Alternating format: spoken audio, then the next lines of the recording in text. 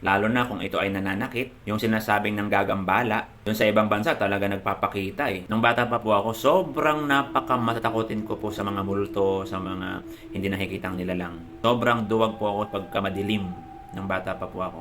Pero nung nagkaisip na po ako at nakakarinig na po ako ng mga salita ng Diyos sa Biblia, tapos sa awa po ng Diyos ay tinubuan ng pananampalataya, unti-unti pong nawala ang takot ko sa mga multo, sa mga demonyo, sa mga masamang espiritu. Napalitan po ito ng tapang, laban po sa kanila.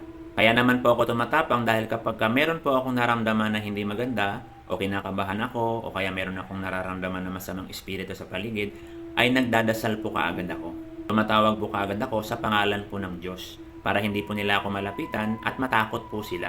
Ang mga masamang espiritu po kasi, mga demonyo at mga nilalang at mga hindi nakikitang nilalang kagaya ng mga duwende, kapre, tiyanak at kung ano pang mga nilalang yan sa ilalim ng lupa, takot po sila sa pangalan ng Diyos. Dahil po pagka binanggit po ninyo yung pangalan ng Diyos at nandyan po sila umaali-aligid, nasasaktan po sila. Kaya kapag binanggit mo yung pangalan ng Diyos, kanya-kanya ng takbuhan ang mga masasamang espiritu, pati ang mga demonyo. Ano po ba ang gagawin mo kung sa isang lugar mayroon pong nagpaparamdam? Kung ikaw yung tao na mayroong pananampalataya sa Diyos, hayaan mo lang sila. Huwag mo silang pakialaman.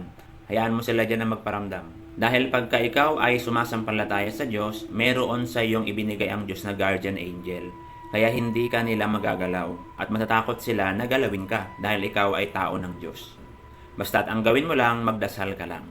Pero kung halimbawa, yung nagpaparamdam sa inyo ay nakakaistorbo na, lalo na kung ito ay nananakit, yung sinasabing nanggagambala, yung sa ibang bansa talaga nagpapakita eh. Sa aparador, sa banyo, nangangalampag pa nga ng pintuan, pero pag tinignan nila, wala naman. Minsan nagtatago yan sa mga sulok-sulok ng pader o kaya cabinet. Pagka ganyan na ang ginagawa ng masamang espiritu sa inyong bahay, ang dapat mo nang gawin ay tumawag ka na ng tao na binigyan ng Diyos ng kapangyarihan laban sa mga masamang espiritu.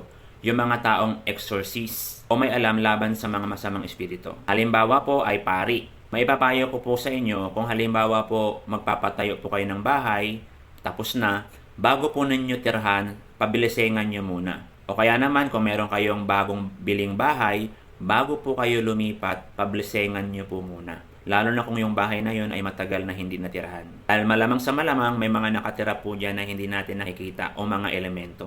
Sa pamamagitan po ng pag-blessing, mapapalayas yung mga masasamang espiritu sa loob ng bahay na yon at sa paligid nun, magkakaroon ng bakod o bantay mula sa Diyos at hindi na sila makakapasok at makakapanggambala, makakapagbigay ng sakit sa inyo at sa inyong buong pamilya.